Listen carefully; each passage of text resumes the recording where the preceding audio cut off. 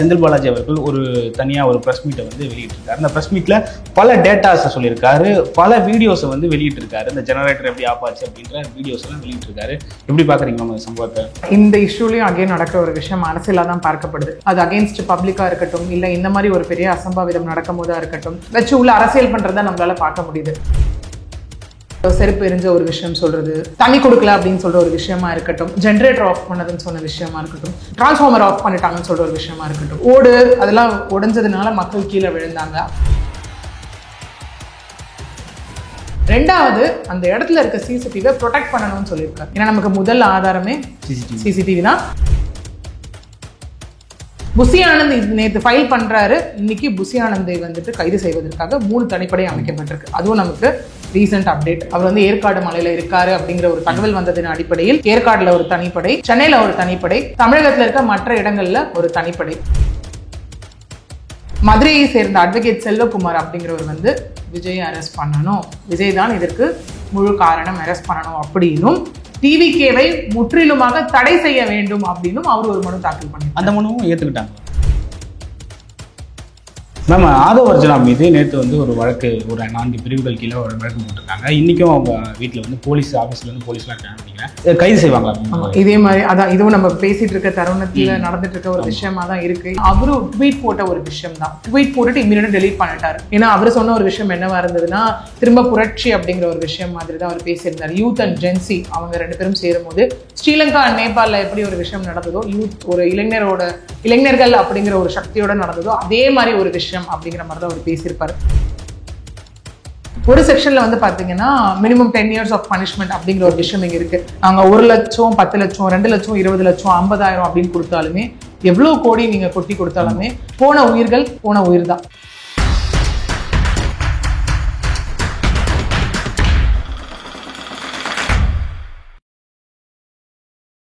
வல்லுவம் நேயர்களுக்கு வணக்கம். அரசியல் பேசு நிகழ்ச்சிக்கு உங்களை வரவேற்பதில் மகிழ்ச்சி. நம்மோடு இணைந்திருக்கிறார் வழக்கறிஞர் பிரியதர்ஷினி அவர்கள். மேம் வணக்கம். வணக்கம் சார். நல்லா இருக்கீங்களா? நல்லா இருக்கேன். நீங்க எப்படி இருக்கீங்க? நல்லா இருக்கேன் மேம். கரூர் சம்பவம் பெரும் பரபரப்பை ஏற்படுத்திக்கிட்டு இருக்கு.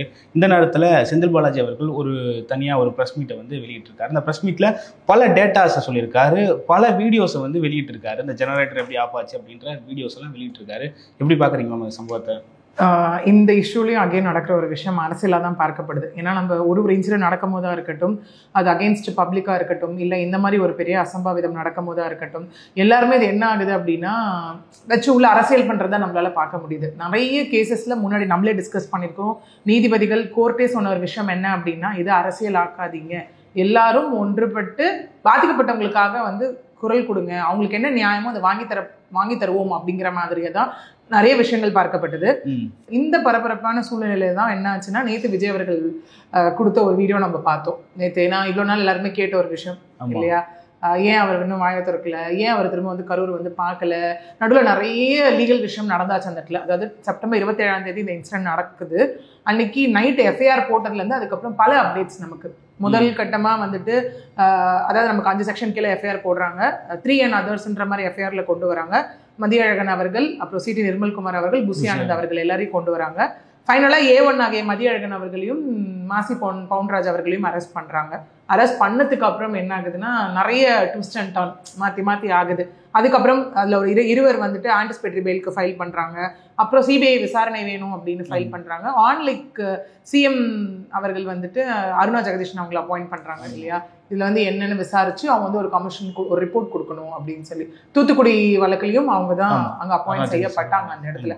கண்டிப்பா அதை எதிர்த்து வந்து இவங்க தாவேகா தரப்புல இருந்து ஒரு 5 விஷயத்துக்காக இப்போ கோர்ட்ல வந்து மனு வந்து அட்மிட் பண்ணப்பட்டிருக்கு ஃபார் ஃபர்தர் என்கொயரி. இந்த நிலையில தான் நேற்று விஜய் அவர்கள் வீடியோ வந்தது, இன்னைக்கு செந்தில் பாலாஜி அவர்கள் வீடியோ வந்து வந்திருக்கு. ஸோ ஆப்வியஸா நமக்கு எல்லாம் தெரிஞ்ச விஷயம் தானே. இப்போ ரெண்டே விஷயம் தான். ஒன்று வந்துட்டு கண்டிப்பா இது வந்து நாங்க பண்ணல, இதுக்கான ப்ரோட்டோகால்ஸ் எல்லாமே நாங்க ஃபாலோ பண்ணோம் அப்படிங்கிற ஒரு விஷயம் இல்லை. இவங்க ஃபாலோ பண்ணல, இதெல்லாம் நடந்திருக்கு. என்னென்ன குற்றச்சாட்டுகள் ஒரு பக்கம் வைக்கப்படுதோ அது எல்லாத்தையும் மறுப்பாகத்தான் இன்னைக்கு அவர் வந்து இப்போ ஐ திங்க் நம்ம பேசுற நேரத்தில் லைவ் போயிட்டு இருக்கு இல்லையா, அந்த விஷயம் அங்கே போயிட்டு இருக்கு. ஓகே மேம், இதெல்லாம் தாண்டி நேற்று வந்து கரூர் நீதிமன்றத்தில் அந்த ஜஸ்டிஸ் பரத்குமார் அவர்கள் வந்து சொல்லியிருக்காரு. பல விஷயங்கள் அரசு தரப்புலையும் இருக்கட்டும், இல்லை விஜய் தரப்புலையும் இருக்கட்டும், பல விஷயங்கள் அவர் சொல்லியிருக்காரு. என்னென்ன சொல்லியிருக்காரு? ஆமாம், நேற்று வந்து பார்த்தோம்னா நமக்கு அதில் 3 தரப்பாக நேற்று வந்து பார்க்கப்பட்டது. அதாவது காவல்துறை தரப்புலையாக இருக்கட்டும், அப்புறம் வந்து கவர்மெண்ட் அட்வொகேட் சைடாக இருக்கட்டும், தென் லைக் டிவிகே தரப்புல இருந்து இருக்க அட்வொகேட்ஸாக இருக்கட்டும், இல்லை நம்ம எஃப்ஐஆரே பார்த்தோம் அப்படின்னு வச்சுக்கோங்களேன். நம்ம சொன்ன மாதிரி ஒரு 5 செக்ஷன்ஸ் கீழே வந்து இங்கே எஃப்ஐஆர் போடப்பட்டிருக்கு. அதாவது பிஎன்எஸ்ல ஒரு 4 செக்ஷனும், அப்புறம் Tamil Nadu public property prevention of damage and loss ஆக்ட்ல ஒரு செக்ஷனும் போடப்பட்டிருக்கு. Section 105, 115, 125 class B, section 223 and section 3 of TNPPDL act. இது கீழே எல்லாமே போடப்பட்டிருக்கு. இதுல என்ன ஒரு விஷயம் அப்படின்னா, மேக்சிமம் பெயிலபிள் அஃபென்ஸா இருந்தா அரெஸ்ட்ன்ற ஒரு விஷயம் அங்கே நடக்கிறது வந்து ரொம்ப ரேர் தான். இதே வந்து நான் பெயிலபிள்னா கண்டிப்பா வந்துட்டு அடுத்தது அரெஸ்ட்டை நோக்கி தான், ரிமாண்டை நோக்கி தான் அந்த விஷயம் போகும். நேத்தி எங்க இந்த பரபரப்பான ஒரு வாக்குவாதங்கள் வந்து நடைபெற்றுச்சு அப்படின்னு பார்த்தோம்னா, நேத்து அகெயின் கரூர் கோர்ட்ல வந்து மேஜிஸ்ட்ரேட் கோர்ட்ல வந்து நடந்த ஒரு ரிமாண்டுக்கான ஒரு விஷயம் தான். நேற்று அவங்க வந்து முந்தானத்து நைட்டு வந்து மதியழகன் அவர்களை அரெஸ்ட் பண்ணுறாங்க. நேற்று காலையில் வந்து மாசி பவுண்டராஜ் அவர்களை அரெஸ்ட் பண்ணுறாங்க. அரெஸ்ட் பண்ணி நேற்று கோர்ட்டில் ப்ரொடியூஸ் பண்ணுறாங்க. அதுவும் அகைன் பரபரப்பான ஒரு விஷயமா தான் பார்க்கப்பட்டது. ஏன்னா அரெஸ்ட் பண்ணவங்களை வந்துட்டு இல்லை நீங்கள் எப்போ கூப்பிட்டாலும் என்கொயரிக்கு வரணும்னு சொல்லி அங்கே ஒரு கண்டிஷனோட ஒன்று நடக்க போகுதா, இல்லை அவங்கள ரிமாண்ட் பண்ணி ஜுடிஷியல் கஸ்டடியில் வைக்க போகிறாங்களா அப்படிங்கிறது தான் அங்கே பெரும் கேள்வியாக இருந்த ஒரு விஷயமா இருந்தது. But as a result October 14 வரைக்கும் அவங்கள ஜுடிஷியல் கஸ்டடியில் வச்சிருக்காங்க. ஏன்னா நம்ம எஃப்ஐஆரே வந்து இதில் எல்லாமே ரொம்ப பப்ளிஷ்டா இருக்கு. இந்த விஷயம் பொறுத்த வரைக்கும் எஃப்ஐஆர்ல பார்த்தோம் அப்படின்னா 3 இடம் இதில் பெருசா பேசப்பட்ட ஒரு விஷயமா இருக்கு. ஒன்று வந்து உழவர் சந்தை அந்த இடம் ஒன்று, 2வது வந்து பார்த்தோம்னா லைட் ஹவுஸ், இந்த 2 லொகேஷன், 3வது இந்த வேலுசாமிபுரம் அப்படிங்கிற லொகேஷன். நேற்று கேட்ட மாதிரி கோர்ட்ல வைக்கப்பட்ட கருத்துக்கள் அங்கே என்ன அப்படின்னு பார்த்தோம்னா, இது வந்து ஒரு வழி பாதை உள்ள ஒரு விஷயம். இன்னொன்று 1.2 லட்சம் சதுரடி உள்ள இடம் 5 வழி உள்ளது. அது முன்னாடி இது எல்லாமே வந்து நாங்கள் கேட்டோம் அப்படின்றது டிவிகே தரப்புல வைக்கப்பட்ட ஒரு விஷயமா இருந்தது. பட் ஆப்போசிட் தரப்புல வைக்கப்பட்ட விஷயம் என்ன அப்படின்னா, அது வந்து மெயின் பிசினஸ் ஏரியா பக்கத்துல அங்க வந்து பாலம் போகுது. ஓகே, அந்த இடத்துல அமராவதி பாலம் போறதுனால இந்த இடத்த எங்களால கொடுக்க முடியல அப்படிங்கிற ஒரு விஷயம் அங்க வைக்கப்பட்டது. திரும்ப வந்து இன்னொரு விஷயம் என்ன வைக்கப்பட்டுச்சு அப்படின்னா, அரசு தரப்புலையோ காவல்துறை தரப்புலையோ மாற்றி வைக்கப்பட்ட விஷயங்கள் என்னவா இருந்தது அப்படின்னா, இல்ல இதே முந்தின நாள் தான் எடப்பாடி பழனிசாமி அவர்கள் வந்து அங்க போனாரு, மக்களை சந்திப்பதற்காக அங்க போனாரு.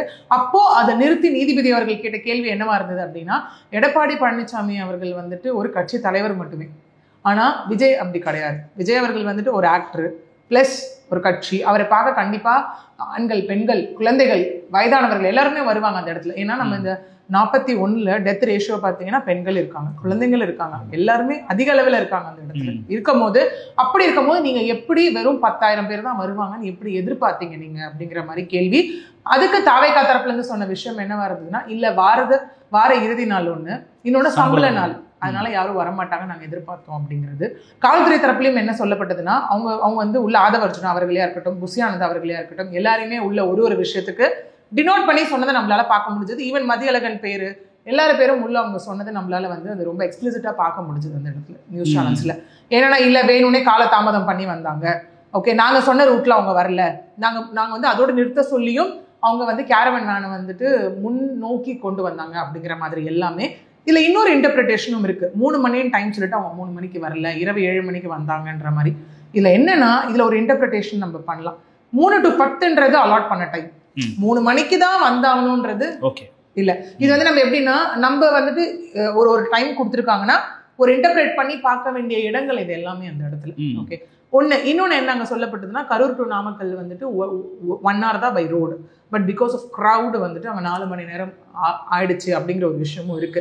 இந்த மாதிரி நிறைய சுச்சுவேஷன்ஸ் இருக்கிறதுனால தான் யார் மீது நாம் குறை கூறுவது, யார் மீது நாம் லைக் இது பழி போடுற விஷயமா, குறை கேட்குற விஷயமா, கேள்வி கேட்குற விஷயமா, யார் மீது அப்படிங்கிற ஒரு விஷயம் இங்கே இருக்கு. இன்னொன்று நம்ம அந்த ரஷ்மி அந்த ஒரு லைவ் அங்கே விஜய் அவர்கள் பேசும்போதே வந்துட்டு அவர் சொன்ன ஒரு விஷயம், ஆம்புலன்ஸ் வருது. ஏன்னா இதில் நிறைய வந்துட்டு கேள்விகள் கேட்கப்பட்டது. இல்லை ஆம்புலன்ஸை தேவையில்லாமல் உள்ளே விட்டாங்க, ஆட்களை இல்லை, முன்னாடியே எப்படி ஆம்புலன்ஸ் உள்ளே வந்தது அப்படின்னு இவங்க ஒரு 11 நிபந்தனைகளை வந்து இவங்க ஃபாலோ பண்ணலன்னு சொல்ற மாதிரி ஒரு விஷயம் அங்கே இருக்கு.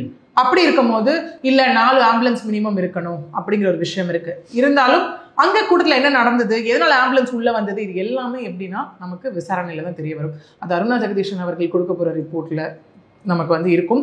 இல்லை அப்படின்னா நாளைக்கு சிபிஐ ஒரு வேலை அப்பாயிண்ட் பண்ணப்பட்டால் அது வந்து நமக்கு அடுத்த இயரிங் வருது கோர்ட்டில், அதுக்குமான பெட்டிஷனும் ஃபைல் பண்ணியிருக்காங்க, அதுவும் நம்ம பார்க்கலாம். ஒரு வேலை இருந்ததுன்னா அந்த ரிப்போர்ட்லையும் நமக்கு வந்து அங்கே கொடுக்கப்படும்.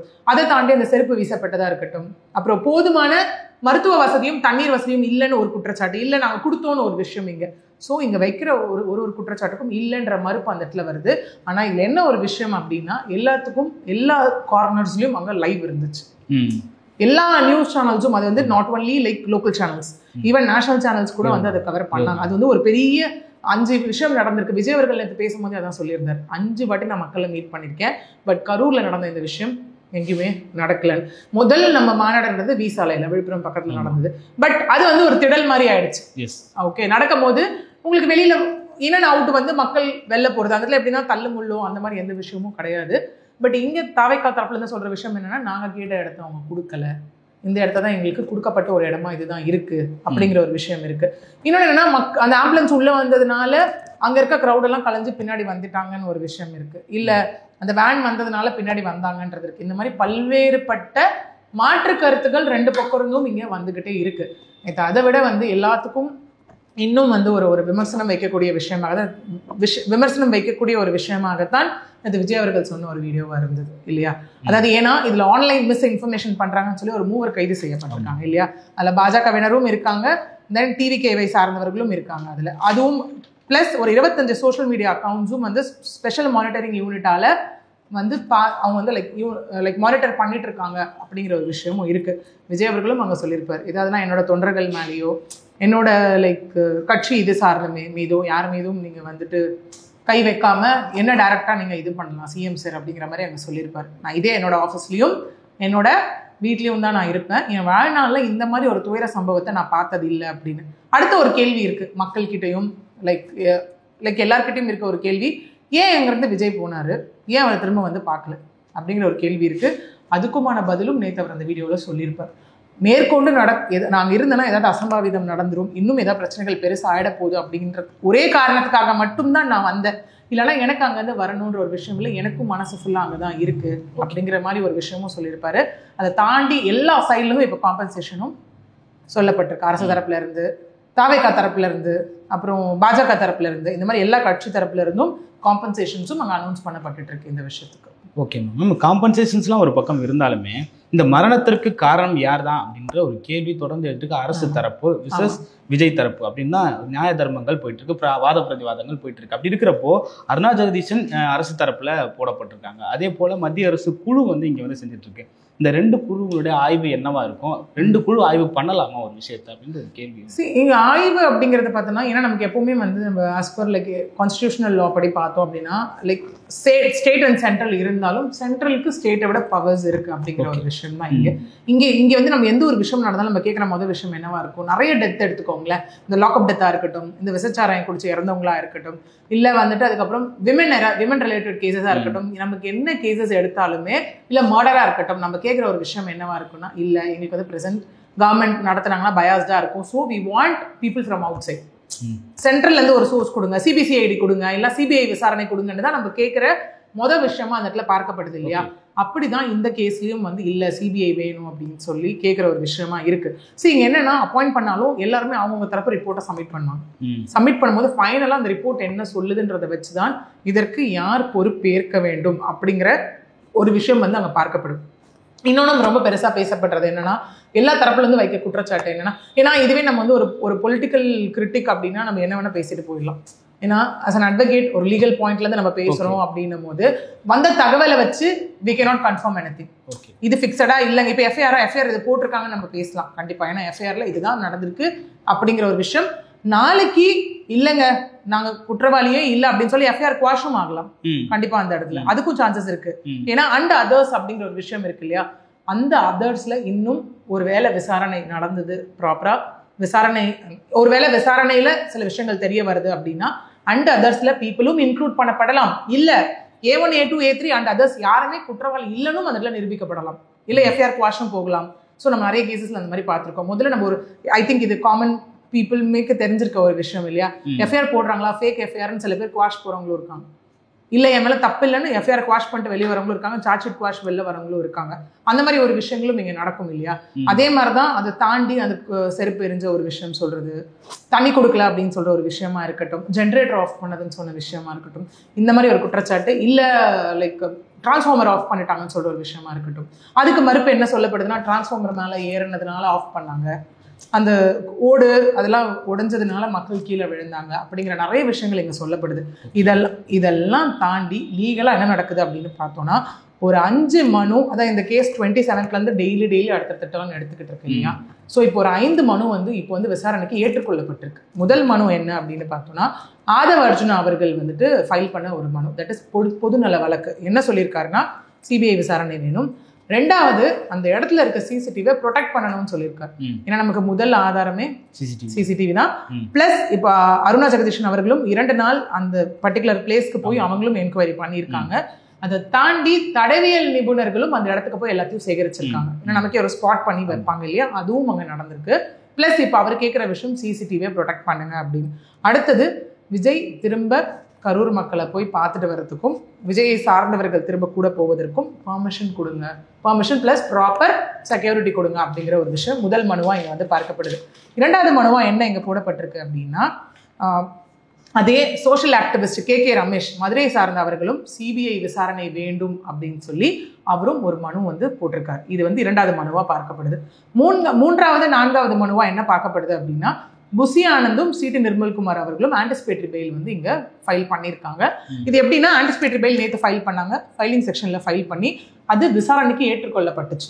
அது வந்து நம்ம ஏன்னா 1-2 கோர்ட் லீவு, திரும்ப Saturday Sunday court leave high court. So 3ஆம் தேதி வரும்னு எதிர்பார்க்கப்படுது. யூஸ்வலாக இந்த மாதிரி லிஸ்ட் ஆச்சுன்னா என்ன பண்ணுவாங்கன்னா, 2 லிஸ்ட் இருக்குது, ரெகுலர் லிஸ்ட், அர்ஜென்ட் மோஷன் 2 இருக்குது. அவசர வழக்காக விசாரிக்கணும் அப்படின்னா இம்மீடியட்டாக அர்ஜென்ட் கேஸ் அப்படின்னு சொல்லி உடனே விசாரிப்பாங்க. இல்லைனா ரெகுலர் லிஸ்ட், காஸ்ட் லிஸ்ட்னு சொல்லுவோம், அந்த லிஸ்ட்டில் நம்பர் பண்ணி கொண்டு வருவாங்க. இது எதுங்கிறத நமக்கு 3ஆம் தேதி நமக்கு தெரிய வரும். புசி ஆனந்த் இது நேற்று ஃபைல் பண்ணுறாரு. இன்னைக்கு புசி ஆனந்தை வந்துட்டு கைது செய்வதற்காக 3 தனிப்படை அமைக்கப்பட்டிருக்கு. அதுவும் நமக்கு ரீசெண்ட் அப்டேட். அவர் வந்து ஏற்காடு மலையில் இருக்காரு அப்படிங்கிற ஒரு தகவல் வந்ததின் அடிப்படையில் ஏற்காடில் ஒரு தனிப்படை, சென்னையில் ஒரு தனிப்படை, தமிழகத்தில் இருக்க மற்ற இடங்களில் ஒரு தனிப்படை. 5வது மனு என்ன வந்து அங்கே ஃபைல் பண்ணப்பட்டிருக்கு அப்படின்னா, மதுரையை சேர்ந்த அட்வொகேட் செல்வகுமார் அப்படிங்கிறவர் வந்து விஜயை அரெஸ்ட் பண்ணணும், விஜய் தான் இதற்கு முழு காரணம், அரெஸ்ட் பண்ணணும் அப்படின்னும், டிவிகேவை முற்றிலுமாக தடை செய்ய வேண்டும் அப்படின்னும் அவர் ஒரு மனு தாக்கல் பண்ணியிருக்காரு. அந்த மனுவும் ஏற்றுக்கிட்டாங்களா? 5 மனுவுமே விசாரணைக்கு ஏற்றுக்கொள்ளப்பட்டிருக்கு. இந்த மனு எல்லாமே நமக்கு அடுத்தடுத்தது 3ஆம் தேதியோ திங்கட்கிழமையோ அடுத்தடுத்த அப்டேட்ஸ் இந்த பெட்டிஷன் ஃபைலிங் மேலே என்ன நடக்குது அப்படிங்கிறத வச்சு நமக்கு தெரிய வரும். மேம், ஆதவ அர்ஜுனா மீது நேற்று வந்து ஒரு வழக்கு, ஒரு 4 பிரிவுகள் கீழே ஒரு வழக்கு போட்டிருக்காங்க. இன்றைக்கும் அவங்க வீட்டில் வந்து போலீஸ் ஆஃபீஸில் வந்து போலீஸ்லாம் இருக்காங்கன்னு நினைக்கிறேன். கைது செய்வாங்களா? இதே மாதிரி அதான் இதுவும் நம்ம பேசிட்டு இருக்க தருணத்துல நடந்துட்டு இருக்க ஒரு விஷயமா தான் இருக்கு. எப்படி செந்தில் பாலாஜி அவர்களுடைய ப்ரெஸ் மீட்டோ அதே மாதிரி ஆதவ அர்ஜுனா அவர்கள் வீட்டின் முன்பு வந்துட்டு ஃபுல்லா போலீஸார் நிக்கிற ஒரு விஷயமா இருக்கு. அது எதுக்காக அப்படின்னு பார்த்தோம்னா, அவரு ட்வீட் போட்ட ஒரு விஷயம் தான். ட்வீட் போட்டுட்டு இம்மீடியட்டா டெலீட் பண்ணிட்டாரு. நிறைய பேருக்கு வந்து இப்போ ஒரு விஷயம் வரும், நான் தான் டெலீட் பண்ணிட்டேன்ல அப்படிங்கிற மாதிரி. பட் இதே தான் நம்ம கம்பேர் பண்ணோம்னா அன்ஆனிவர்சரி விஷயத்துல நம்ம பார்த்திருப்போம். எஃப்ஐஆர் ஷேர் பண்ணவங்க சில பேர் டெலீட் பண்ணிட்டாங்க, இருந்தாலும் அவங்கள் மீதும் எஃப்ஐஆர் வந்து அந்த இடத்துல போடப்பட்டது இல்லையா? ஸோ லா படி அப்படின்னும் போது இவரும் இந்த இடத்துல அவர் சொன்ன விஷயங்கள் எதற்காக ஒரு ட்வீட் போட்டதுக்காகவே அவர் மேலே வந்து ஒரு கேஸ் புக் பண்ணணுமா அப்படின்னு பார்த்தோன்னா, சொன்ன விஷயங்கள் ப்ளஸ் செக்ஷன்ஸ் நம்ம கம்பேர் பண்ணும்போது நமக்கு வந்துட்டு தெரியும்னு நினைக்கிறேன். ஏன்னா அவர் சொன்ன ஒரு விஷயம் என்னவா இருந்ததுன்னா, திரும்ப புரட்சி அப்படிங்கிற ஒரு விஷயம் மாதிரி தான் அவர் பேசியிருந்தார். யூத் அண்ட் ஜென்சி அவங்க 2 பேரும் சேரும் போது ஸ்ரீலங்கா அண்ட் நேபாளில் எப்படி ஒரு விஷயம் நடந்ததோ, யூத் ஒரு இளைஞர்கள் அப்படிங்கிற ஒரு சக்தியோட நடந்ததோ அதே மாதிரி ஒரு விஷயம் அப்படிங்கிற மாதிரி தான் அவர் பேசியிருப்பார். ரோட்டில் நடந்து போனாலே தடியடி, ப்ளஸ் வந்துட்டு தங்களுடைய கருத்துக்களை சொல்ல உரிமை இல்லை அப்படின்ற மாதிரி இருக்கும்போது புரட்சி ஒன்று தான் வழின்ற மாதிரி அவர் பேசியிருப்பாரு. ஸோ அதுதான் போட்டுட்டு அவர் உடனே டெலீட் பண்ணியிருப்பாரு. அதற்காக தான் அவரை நீங்கள் சொன்ன மாதிரி north zone cyber crime police வந்துட்டு வழக்கு பதிவு பண்ணியிருக்காங்க. அது எது கீழே பதிவு பண்ணியிருக்காங்க அப்படின்னு பார்த்தோம்னா, எல்லாமே பிஎன்எஸ் கீழே தான், பாரத் நியாய சங்கீதா அது கீழே தான். செக்ஷன் 192 அது கீழே வந்து இது பண்ணியிருக்காங்க, அதாவது கலவரத்தை தூண்டுதல் அந்த ஒரு section. Section 196 clause 1 subclause B அதுனா அதாவது குரூப்புக்கு நடுவில் வந்துட்டு ஒரு விஷயத்தை உருவாக்குறது, எனிமிட்டி, அதாவது promoting enmity between different groups. அது அடுத்தது section 197 clause 1 subclause D of BNS makes misleading information jeopardising the sovereignty and integrity of security of India, அதாவது வந்து பீஸை வந்து உருக்குலைக்கிற மாதிரி நடக்கிற ஒரு விஷயம். அப்புறம் section 353 clause 1 subclause B and section 353 clause 2 of BNS இது என்ன சொல்லுது அப்படின்னா, பப்ளிக் மிஸ்ரீஃப். ஸோ இந்த விஷயத்துக்காக தான் இப்போ இந்த செக்ஷன்ஸ் எல்லாம் போடப்பட்டிருக்கு. இது எல்லாமே அன்வைலபிள் செக்ஷன்ஸுங்களாமா? இது எல்லாமே வந்துட்டு எப்படின்னா, அதான் உங்களுக்கு ஒரு ஒரு ஒரு விஷயம், ஒரு நாட்டோட பீஸை வந்துட்டு ஒரு குலைக்கிற மாதிரி ஒரு விஷயங்கள் பை வேர்ட்ஸ் போட்டாரு அப்படிங்கிற ஒரு காரணத்தை வச்சுதான் இந்த விஷயம் இங்கே நடந்திருக்கு. ஸோ இதில் என்னன்னா, நம்ம இதில் பார்க்கும்போது ஃபுல் போலீஸார் கையில் அவ்வளோ பேப்பர்ஸ் கூட அங்கே நிற்கும் போது எதற்காக நிற்கிறாங்க, என்ன விஷயம், ஒருவேளை அவர் என்கொயரிக்கு வர சொல்றதுக்காக நிற்கிறாங்களா இல்லை எதுக்காக நிற்கிறாங்க அப்படிங்கிறது இப்போ போயிட்டு இருக்க ஒரு விஷயம். மேபி இன்னும் கொஞ்ச நேரம் கழிச்சு அதுக்கு நமக்கான அப்டேட் வரலாம். Okay ma'am. இது தாவேக்கா தரப்புல கைது நடவடிக்கைகளாக இருக்கட்டும், கேஸ் போடுறதா இருக்கட்டும். ஆனால் ஜஸ்டிஸ் இந்த பரத்குமார் அவர்கள் நேற்று வந்து காவல்துறையை பார்த்தும் பல கேள்விகள் கேட்டிருந்தாங்க. நீங்க ஏன் வந்து 10,000 பேர் தான் வருவாங்கன்னு கணிச்சிங்க அப்படின்ற கேள்விகள்லாம் கேட்கப்பட்டது. அப்போ அவங்க மேல எந்த நடவடிக்கையுமே இல்லைங்களா? சரி, நடவடிக்கைன்னு தாண்டி இது வந்து நமக்கு 2 பர்சன்ஸ் அங்கே வந்து அரெஸ்ட் பண்ணியிருக்காங்க. அவங்கள வந்து கோர்ட்ல ப்ரொடியூஸ் பண்ணி நம்ம என்ன பண்ண போறோம் அடுத்த கட்டம் அப்படிங்கிற ஒரு விஷயம் தான். கண்டிப்பா அதற்கான கண்டனங்களும் அங்கே வைக்கப்பட்டிருக்கும். நம்ம நிறைய கேசஸ் அந்த மாதிரி பார்த்துருக்கோம் இல்லையா? நமக்கு அடுத்தடுத்து நடக்கக்கூடிய நிறைய கேசஸ் நம்ம பார்க்கணும். இந்த மாதிரி எத்தனை கூட்ட நெரிசல்ல சிக்கி இறந்திருக்காங்க, எவ்வளவு விஷயங்கள் அங்கே நடந்திருக்கு. ஸோ அங்கே காவல்துறைக்கு அதற்கான கண்டனங்களும், ஏன்னா இப்பவே ஒரு சொல்ற விஷயம் என்னவா இருக்கு, இந்த விஷயம் நடந்துருச்சு. இப்போ நம்ம வந்துட்டு கொல்கட்டா டாக்டர் லைக் ரேப் கேஸா எடுத்துக்கலாம், இல்ல அனானிசிட்டி கேஸா எடுத்துக்கலாம். அதுக்கப்புறம் set of rules and regulations கொண்டு வந்தாங்கல்ல. அதாவது இனிமே யூனிவர்சிட்டிக்குள்ள வண்டி கொண்டு போகக்கூடாது, வெளியில இது பண்ணணும், ப்ராப்பர் மேண்டேட்டரி ஐடி கார்டு போட்டுட்டு போகணும். அந்த மாதிரி ஹாஸ்பிட்டல்ஸ்ல அந்த கொல்கட்டால நடக்கும்போது அந்த மருத்துவர்கள் எல்லாம் ஒன்று கூடி எங்களுக்கு ஒரு ப்ராப்பர் செக்யூரிட்டி வேணும், எங்களுக்கு சில விஷயத்த எங்களுக்கு வந்து ப்ராப்பரா இதை எனாக்ட் பண்ணி கொடுங்கன்னு சுப்ரீம் கோர்ட்டை நாடும் போது அவங்க சொன்ன விஷயம், பார்லிமெண்ட்ரி தான் வந்து லாவை எனாக்ட் பண்ண முடியும், நாங்க ரெக்கமெண்டேஷன் கொடுக்குறோம் அப்படின்னு சொல்லியிருந்தாங்க இல்லையா? ஸோ அதே மாதிரி தான் இப்போ ஒரு விஷயம் எல்லாம் எப்படி கேதர் ஆகுதுன்னா, இனிமேல் ஒரு ரேலியோ இல்லை வந்து எங்கேயாவது ஒரு மாநாடோ நடத்துறோம்னா இந்த விஷயம் எல்லாமே அங்க இருக்கணும் அப்படின்னு சொல்லி இதுல இருந்து ஒரு விஷயத்த வந்தா இப்போ கொண்டு வர பாக்குறாங்க. ஆக்சுவலி கண்டிப்பா போலீசாருக்கு அந்த இடத்துல கண்டனங்கள் தான் தெரிவிக்கப்பட்டிருக்கு. இப்போ இதை தொடர்ந்து காவல்துறை மீது தவறு அப்படின்னு தெரிய வந்தது அப்படின்னா ஆஃப்டர் தட் என்கொயரி ரிப்போர்ட்ல தெரிய வந்தது. ஏன்னா இப்போ 3 விஷயம் இருக்கு இல்லையா? காவல்துறை எந்த அளவுக்கு உள்ள இன்வால்மெண்ட், ஏன்னா அவங்களும் சில விஷயத்த மறுக்கிறாங்க, இல்லை நாங்கள் 500 பேரை வந்து பாதுகாப்பு பணிக்காக போட்டிருந்தோம்னு சொல்லி. இங்கே ஒருமித்த கருத்தா எதுவுமே கிடையாது இருக்கு இல்லையா? கட்சிக்கு கட்சி வேறுபட்ட கருத்துக்கள் இந்த மாதிரி இருக்கும்போது காவல்துறை வைக்கிற ஒரு கருத்து, தாவேக்கா தரப்புல வைக்கக்கூடிய ஒரு கருத்து, ஆளுங்கட்சி வைக்கக்கூடிய ஒரு கருத்து, மற்ற கட்சிகள் வைக்கக்கூடிய ஒரு கருத்து, இது எல்லாமே வெறும் கருத்துக்களாக தான் இருக்கு.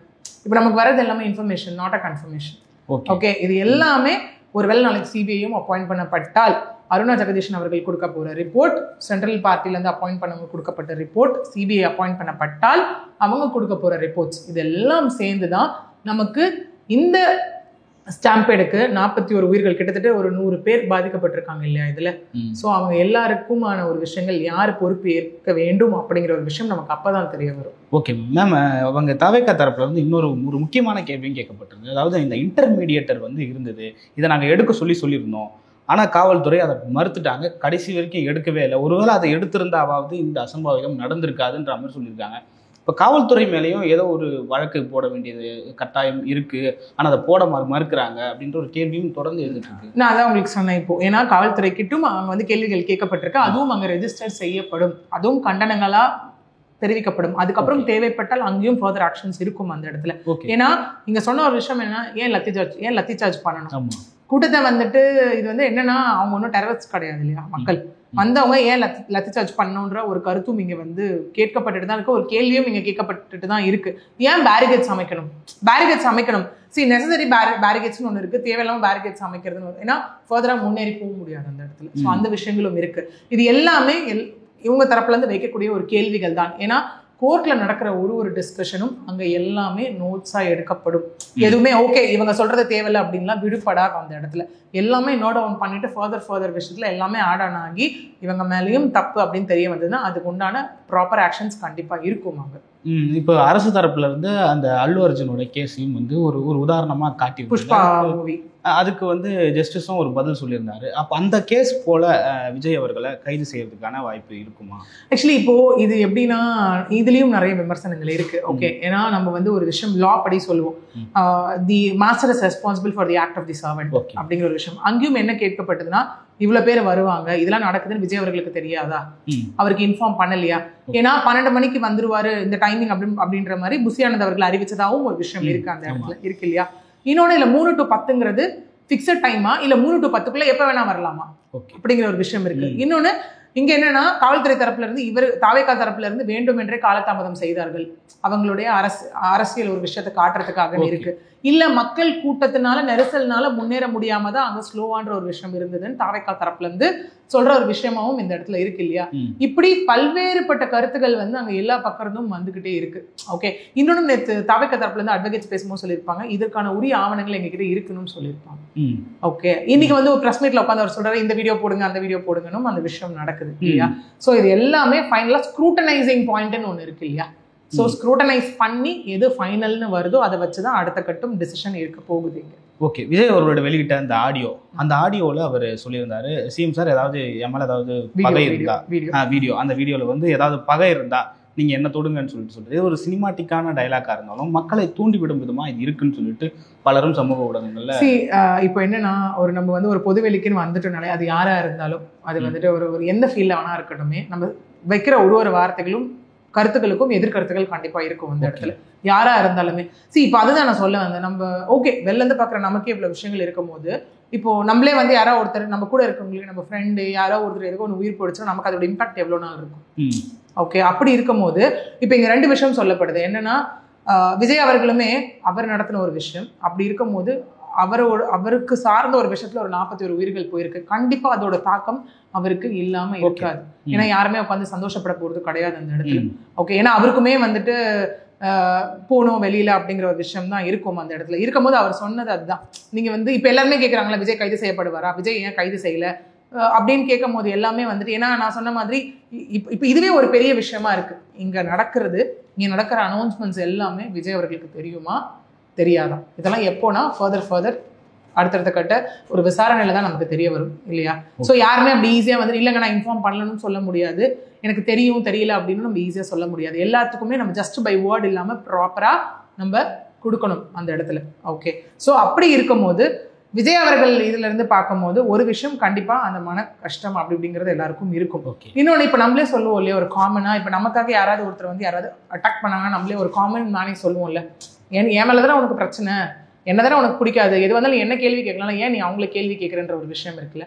இது அந்த மாதிரி அது அப்படி பார்த்தாலுமே வந்து இந்த கைதுக்கு இப்போ பவுன்ராஜ் கைது பண்ணதா இருக்கட்டும் இல்லை மதியழகன் கைது பண்ணதா இருக்கட்டும், இதுக்கு தமிழ்நாடு அரசு காரணமா இல்லை கோர்ட்டு காவல்துறை அந்த மாதிரி போகுமா? எஃப்ஐஆர் காரணம்.